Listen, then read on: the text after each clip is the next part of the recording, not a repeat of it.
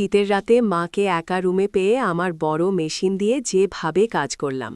আমার মা আমাকে বলল, বাবা, তোমার মেশিন আমার গুহায় এত জোরে জোরে দিও না, আস্তে আস্তে দাও, ব্যথা পাচ্ছি।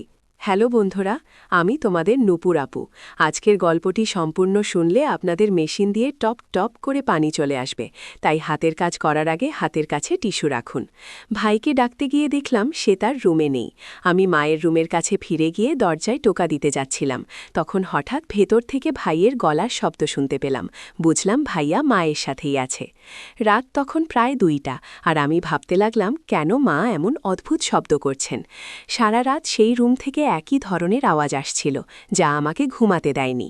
ভাবছিলাম ভাইয়া মায়ের রুমে সারা রাত কী করছে, চিন্তায় পাগল প্রায় হয়ে গেলাম।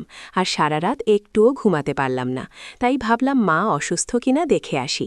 সেখানে গিয়ে যা দেখলাম তা দেখে আমি হতভম্ব হয়ে যাই। দেখলাম ভাইয়া আর মা।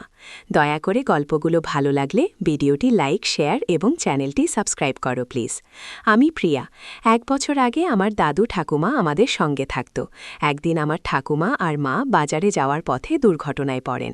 সেই দুর্ঘটনায় মা এবং ঠাকুমা আমাদের ছেড়ে চলে যান। তখন থেকে বাড়িতে আমরা মাত্র 4 জন ছিলাম, আমি, আমার ভাই, দাদু আর বাবা। পাড়া প্রতিবেশীরা বাবাকে পুনরায় বিয়ে করার জন্য পরামর্শ দিতে থাকেন, কিন্তু বাবা তাতে রাজি হননি। 8 মাস আগে দাদু আমাদের বাড়িতে একজন কাজের মেয়েকে রাখেন। আমি তখন 13 বছর বয়সী ছিলাম, তাই রান্নার চেষ্টা করলেও সবসময় সফল হতাম না। এদিকে বাবার রেস্তোরাঁও যাওয়া আসা চলত, এবং সেখানে এক 27 বছর বয়সী মেয়ে নিয়মিত আসত। তার নাম মারিয়া, এবং সে বাবার থেকে প্রায় 15 বছর ছোট ছিল। তবুও সে বাবার প্রতি আগ্রহী ছিল, বাবাকে অনেক পছন্দ করত, আর বাবা তখন 42 বছর বয়সী ছিলেন। একদিন মারিয়া হাত মুখ ধুয়ে বিশ্রাম নিচ্ছিল যখন আমার বাবা ডিনার করতে গিয়েছিলেন একটি রেস্তোরাঁয়।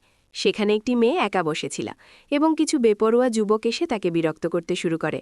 বাবার নজরে বিশ্বাসটা পড়ে, তাই তিনি গিয়ে মেয়েটির পাশে বসে কথা বলতে শুরু করেন। এতে যুবকরা সরে যায়। এরপর থেকে মারিয়া আর আমার বাবার মধ্যে আলাপচারিতা শুরু হয়। যতবারই আমরা রেস্তোরাঁও যেতাম, মেয়েটি আমাদের টেবিলে এসে বাবার সঙ্গে কথা বলত। ধীরে ধীরে আমার বাবার সঙ্গে মেয়েটির সম্পর্ক বাড়তে থাকে। একদিন মেয়েটি বাবাকে জানায় সে একটি রুম ভাড়া নিতে চায়, বাবার সাথে সময় কাটাতে চায়, কিন্তু বাবা বিশ্বাসটা এড়িয়ে যান। পরদিন মেয়েটি আবার ফোন করে বাবাকে রাজি করানোর চেষ্টা করে, কিন্তু এরই মধ্যে কিছু লোক মারিয়াকে বাধা দেয় এবং বিব্রতকর পরিস্থিতি সৃষ্টি করে। একজন সাহসী মানুষ হিসাবে আমার বাবা মারিয়াকে রক্ষা করতে এগিয়ে যান। পরিস্থিতি সামলাতে বাবার কিছু সাহসী পদক্ষেপ নিতে হয়, এবং অবশেষে মেয়েকে বিপদ থেকে মুক্তি পায়। এই ঘটনার পর মারিয়া এবং আমার বাবার সম্পর্ক আরও গভীর হয়, এবং তারা বিয়ে করে। এখন মারিয়া আমাদের পরিবারের অংশ, এবং আমার নতুন মা হয়ে উঠেছেন। প্রথমবারের মতো আমি তাকে দেখলাম, তিনি অনেক সুন্দর। আমার বাবার জীবনে নতুন অধ্যায় শুরু হয়েছে, এবং আমি তাদের সুখী দাম্পত্য জীবন প্রত্যক্ষ করছি। এদিকে আমার নতুন মাকে দেখে মনে হচ্ছিল বাবার থেকেও আমার ভাইয়া অনেক খুশি হয়েছে। তারপর আমি বাবার সাথে দেখা করতে গেলাম, দেখি বাবা রুমে নাই। পরে যখন বাবা বাথরুম থেকে বের হয়ে তার রুমে যাচ্ছিলেন, আমি তাকে আলিঙ্গন করে নিজের রুমে ফিরে এলাম। প্রতি রাতে বাবার সাথে দেখা করেই ঘুমাতে যেতাম। আমার নতুন মা আমার উপর কখনো রাগ করতেন না। বিশেষ করে যখন থেকে বাবা দ্বিতীয়বার বিয়ে করেছেন, নতুন মা বাবাকে খুব ভালোবাসতে শুরু করেছিলেন, এবং বাড়িতে সবসময় আনন্দমুখর পরিবেশ বিরাজ করত। এখন আমরা সবাই মায়ের হাতের রান্না খেতে শুরু করেছি। আমার ভাই নতুন মায়ের রান্না খাওয়ার জন্য এতটাই আগ্রহী ছিল যে কখনো কখনো সে কলেজে না গিয়ে মায়ের সাথে সময় কাটাত। সে তার মায়ের সঙ্গে গল্প করত এবং মায়ের হাতে তৈরি সুস্বাদু খাবার খেত। সেদিনও ভাই সকালে কলেজ গিয়েছিল, কিন্তু পরে তার রুমে ফিরে এসে ছবি আঁকতে শুরু করল। হঠাৎ আমার মায়ের ঘর থেকে কিছু শব্দ শুনতে পেলাম, যেন কিছু অস্বাভাবিক ঘটছে। আমি দরজার কাছে যেতেই ভাই এগিয়ে এসে বলল, আম্মু, একটু অসুবিধায় পড়েছে, তবে আমি দেখছি। আমি মনে করলাম হয়তো মায়ের সাথে কিছু জরুরি কথা আছে, তাই কিছুক্ষণ পরে ভাই রুম থেকে বেরিয়ে এলো। ভাই বলল, কিছু না, বাথরুমের লাইট নষ্ট হয়েছিল, সেটাই ঠিক করতে গিয়েছিলাম। আমি ভাবতে লাগলাম ভাইয়া নতুন মায়ের বেশি যত্ন নিচ্ছে। দিনগুলো এভাবেই কেটে যাচ্ছিল। ভাইজের জন্মদিনে আমরা সবাই একসঙ্গে খুব আনন্দ করেছিলাম। তার বন্ধুবান্ধব এবং পরিবারের সদস্যরা উপহার নিয়ে এসেছিল, যা দেখে আমি খুব উত্তেজিত হয়ে পড়েছিলাম। আমি কৌতূহলী হয়ে ভাইয়ের রুমে গেলাম। সেখানে না পৌঁছাতে পারলেও দূর থেকে দেখলাম মা এবং ভাইয়ের মধ্যে কিছু কথাবার্তা হচ্ছে। আমি রুমে ঢুকেই যা দেখলাম তা দেখে অবাক হয়ে গেলাম। ভাইয়া আমাকে জড়িয়ে আছে। আমাকে দেখা মাত্রই তারা সরে গেল। আমি তাদেরকে বললাম, তোমরা কি করছো? মা বলল, কিছু না তো, আমি তোমার ভাইকে জন্মদিনের উপহার দিচ্ছিলাম। আমি মাকে বললাম, কোথায় উপহার? একটু পরে মা ভাইজের জন্য একটি উপহার বের করে দিলেন। সেই মুহূর্তে আমার মনে অস্বস্তি থাকলেও সব সন্দেহ দূর হয়ে গেল যখন ভাই উপহারটি হাতে পেল এবং মা হাসি মুখে তাকে শুভেচ্ছা জানালেন। কিন্তু মনে মনে ভাবতে থাকলাম, কিন্তু মা ভাইয়ার সাথে এরকমভাবে ছিল কেন? আমার মায়ের মা একদিন মারিয়াকে বললেন, তুমি এই বাড়িটা খুব সুন্দরভাবে সামলেছ, আমি নিশ্চিত তুমি শাশুড়ির দায়িত্ব ভালোভাবে পালন করতে পারবে। তখন আমার নতুন মায়ের মা অর্থাৎ আমার দ্বিতীয় নানি আমাদের বাড়িতে এসে ভাইয়ার জন্য বিয়ের প্রস্তাব দিলেন। ভাইজাও বলল, এখন কি আমার বিয়ের সময় হয়েছে? নতুন মা যখন ভাইজের বিয়ের কথা শুনলেন, আমাদের মা বললেন যে এখনই বিয়ের জন্য সঠিক সময় নয়। তিনি বললেন, ভাইজের বিয়ে কিছু সময়ের জন্য স্থগিত থাকুক। এরপরে তিনি এ বিষয়ে আলোচনা শেষ করেন। মা আসার পর থেকে 1-5-2-0 দিন কেটে গেল এবং আমি মাঝে মাঝে ভাইয়ের রুমে যেতাম। 1 মাস কেটে গেল এভাবে। সবসময় ভাইয়া মায়ের সাথেই বেশি সময় কাটাত। একদিন আমার মা মারিয়া কিছু কথা বললেন, যা শুনে আমি হতবাক হয়ে গেলাম। তিনি বললেন, তোর ভাই প্রতি রাতে ঘুম থেকে উঠে কোথাও যায়। এটা শুনে আমার মনে হলো ভাইয়ের সাথে কথা বলা দরকার। কিছুক্ষণ পরে ভাই বাড়িতে এলে দেখি মা তাকে খাওয়াচ্ছেন।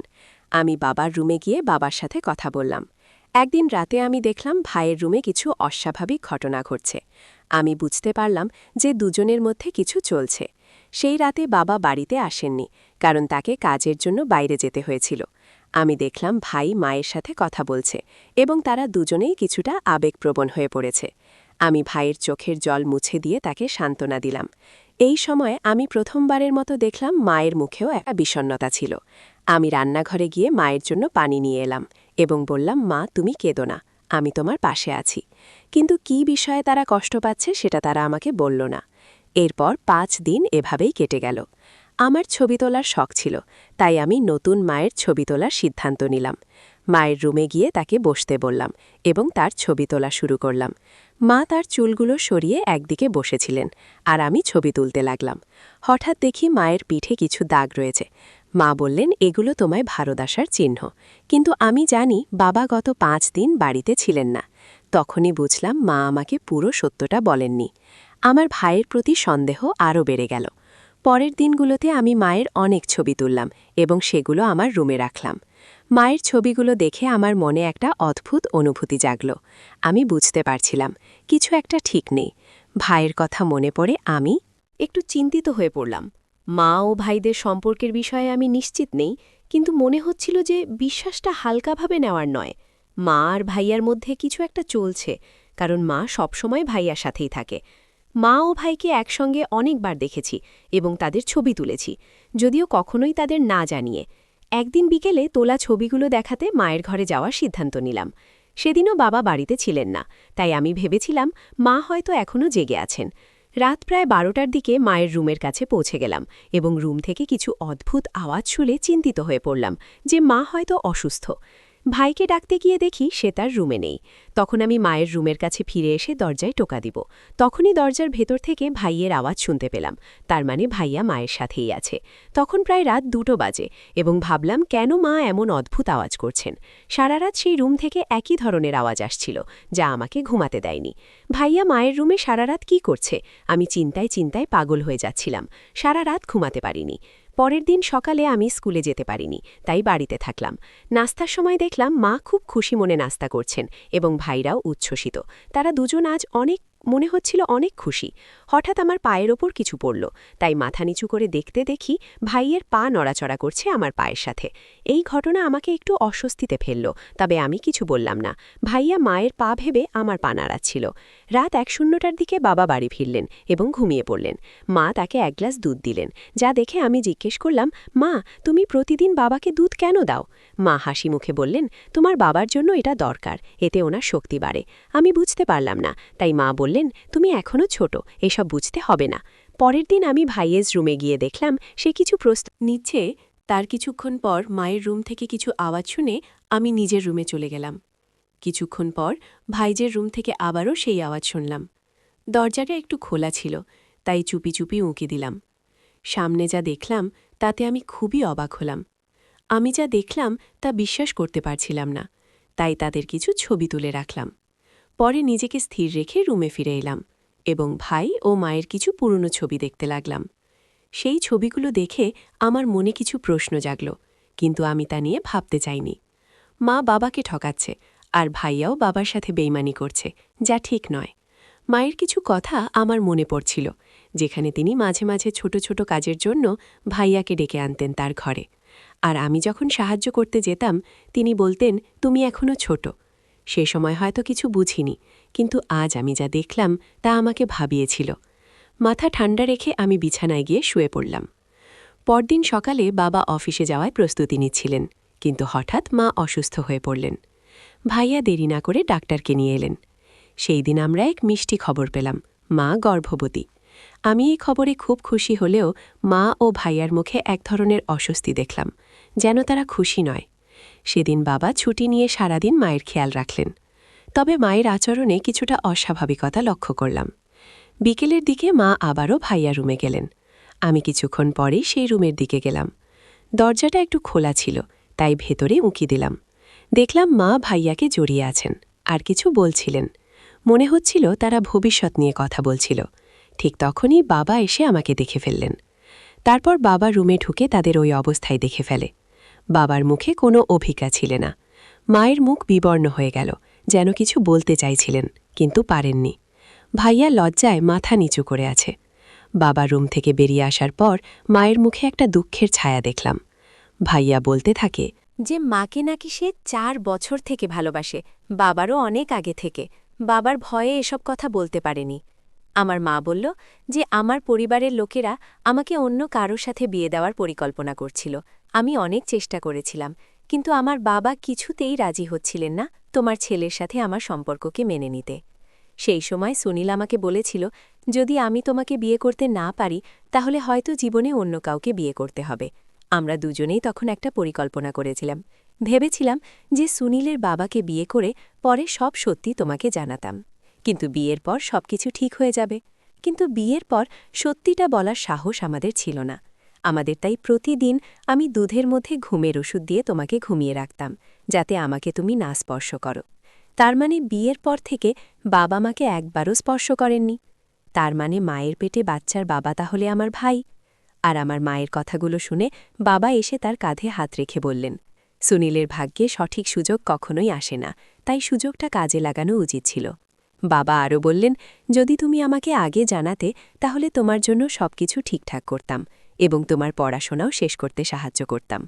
এরপর সুনীলকে বাবা মাফ করে দিলেন, কারণ তিনি তার নিজের সন্তানের ভুলগুলো মেনে নিয়েছেন, কিন্তু মনে মনে অনেক কষ্ট পেয়েছেন। পরের দিন বাবা তাদেরকে মন্দিরে নিয়ে গিয়ে বিয়ে দিয়ে দিলেন। এভাবেই আমার সৎ মা হতে হতে আমার ভাবি হয়ে গেলেন। জীবনের কিছু সিদ্ধান্ত সঠিক সময় নেওয়া ভালো, কারণ সময় চলে যাওয়ার পরে আফসোস করার মতো কিছুই থাকে না। গল্পটা কেমন লাগলো জানাতে ভুলবে না। আরও মজার মজার রোমান্টিক গল্প শুনতে চাইলে ভিডিওটি লাইক, শেয়ার এবং চ্যানেলটি সাবস্ক্রাইব করতে এবং বেল আইকনটি ক্লিক করতে ভুলবে না। ধন্যবাদ।